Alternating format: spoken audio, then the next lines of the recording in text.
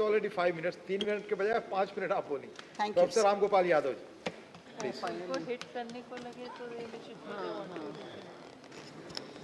श्रीमान, समय तो है नहीं, टॉपिक ऐसा है जिस पे पूरे दिन बोला जा सकता है, लेकिन बहुत जो लिमिटेड टाइम होगा 2-3 मिनट का, मैं उसमें ही अपनी बात खत्म करूँगा। हम कहाँ से चले थे और कहाँ पहुँचे, यात्रा यही है। यात्रा की बिगिनिंग होती है, यहाँ से शुरू की थी, कहाँ पहुँचे, अभी ख़त्म नहीं हुई है। नेहरू जी से चले मोदी जी तक आ गए, आगे कहाँ पहुँचेंगे वो तो आगे की बात है। मैं 2-3-4 उदाहरण दूंगा, ये ज्ञान में देने के लिए आज खड़ा नहीं हूँ। एक बार पंडित जवाहरलाल नेहरू प्रधानमंत्री थे, इलाहाबाद गए। समाजवादी युवजन सभा के लोग जनेश्वर मिश्र, मोहन सिंह, ब्रजभूषण तिवारी के नेतृत्व में उन्होंने काले झंडे दिखाए थे। नेहरू जी ने अपनी गाड़ी रुकवाई, उतर के आए, बोले इन लड़कों को बुलाओ, और पूछा कि भाई क्यों काले झंडे दिखा रहे। लड़कों ने कहा कि हमारे यूनिवर्सिटी की फीस बढ़ा दी और हॉस्टल की फीस बढ़ा दी, हम गरीब लड़के आसपास के गांव के जहाँ रहते हैं हॉस्टल में कोई पढ़ने की स्थिति में नहीं। नेहरू जी ने तब सेंट्रल यूनिवर्सिटी नहीं थी, लेकिन पंडित जी तो वहाँ के लिए कह ही सकते, तो कोई बात नहीं। नेहरू जी ने कहा कि भाई वाइस चांसलर को बुलाओ। बीसी से कहा कि आपने फीस क्यों बढ़ा दी, कल तक ये आदेश वापस हो जाना चाहिए। आदेश वापस हो। एक बार जनेश्वर जी को इलाहाबाद यूनिवर्सिटी के वाइस चांसलर ने बाहर निकाल दिया, एडमिशन दोबारा ले नहीं रहे थे। पंडित कमलापत त्रिपाठी उत्तर प्रदेश से शिक्षा मंत्री थे। पंडित जी के पास लड़के गए तो उन्होंने बीसी से कहा कि इसे दाखिला दीजिए, कि नहीं ये लड़का आंदोलन बहुत करता है। तो पंडित कमलापत त्रिपाठी ने कहा कि आंदोलन नहीं करेंगे तो नेता कैसे निकलेंगे इस यूनिवर्सिटी से, और दाखिला किया। फिर जनेश्वर जी इस देश के कई मंत्रालयों के मंत्री भी रहे। मैं कहना ये चाहता हूं कि उस अब 300 दिन से ज़्यादा से लड़के इलाहाबाद यूनिवर्सिटी में अनशन किए हुए हैं कि स्टूडेंट यूनियन का गठन होना चाहिए, चुनाव होना चाहिए। 300 दिन से ज़्यादा हो गए, बैठे हुए हैं, कोई सुनने वाला नहीं। अभी दिल्ली यूनिवर्सिटी में होने जा रहे हैं स्टूडेंट यूनियन के चुनाव, लेकिन सेंट्रल यूनिवर्सिटी है प्रयागराज यूनिवर्सिटी, उसमें नहीं करने जा रहे। और 2 उदाहरण और देंगे, रूपाला साहब नाराज मत होना।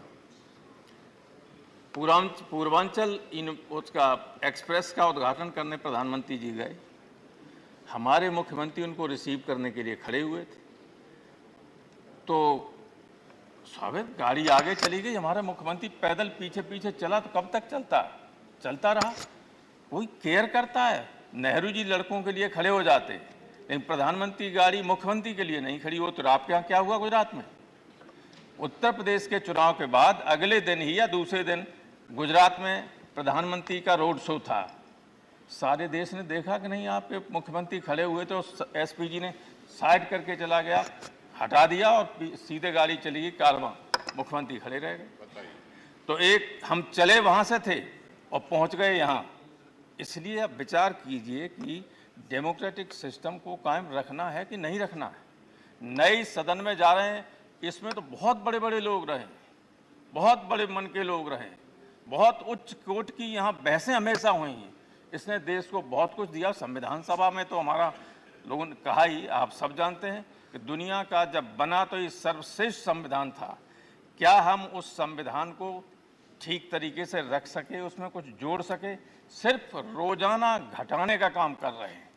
अगर हम सत्ता में बैठे हुए लोग देश के हर व्यक्ति को संदेह की दृष्टि से देखेंगे तो काम नहीं चल सकता है। कानून बनता है कुछ चीज़ों को रोकने के लिए। कानून सारे देश की जनता को आतंकित करने के लिए नहीं बनाया जाता है।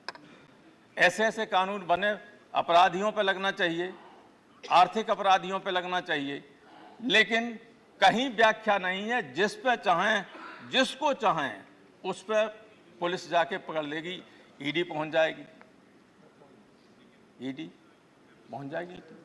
क्या ये संविधान कि मंशा संविधान निर्माताओं की इस तरह के कानून बनाने की रही थी कभी? कभी नहीं रही होगी। बहुत डेमोक्रेट थे और सारे लोग थे, और इस संसद में बैठकर भी इस तरह के कानून नहीं बने। कोटा बना, टाडा बना, सब बने, लेकिन वापस हुए कि नहीं हुए? अटल बिहारी वाजपेयी बड़े आदमी थे, अडवाणी जी थे, यहाँ उस सदन में इंद्रजीत गुप्ता, सोमनाथ चटर्जी से लेके बहुत बड़े बड़े लोग थे विपक्ष में, डॉक्टर लोहिया रहे और पहले रहे। संविधान सभा में तो थे ही सारी इंटेलेक्चुअल क्रीम देश की, लेकिन उसके बाद भी बहुत बड़े लोग रहे, अच्छे कानून बने। कल यहाँ से आपके कम्युनिस्ट पार्टी के हिरेन मुखर्जी, यहाँ भूपेश गुप्ता, तो जाने कौन कौन रहे, हर क्षेत्र के लोग रहे, बहुत बड़े लोग रहे। कभी इस तरह के कानून फ्रेम नहीं हुए, बस मैं खत्म कर रहा हूँ, कभी इस तरह के कानून फ्रेम नहीं हुए कि हम जिन कानूनों से आम लोग डरने लगे।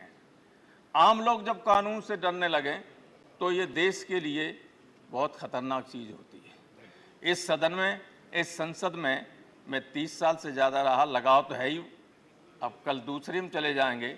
हम ईश्वर से यही प्रार्थना करें कि नए संसद भवन में जो भी आगे चल के नए लोग आएँ, उनमें से कुछ बड़े लोग पैदा हों और देश के संविधान को, देश की व्यवस्था को ठीक रास्ते पर ले चलें। Thank you sir. धन्यवाद। आपका वही लगाव वहाँ भी रहेगा, मुझे उम्मीद है। Doctor sir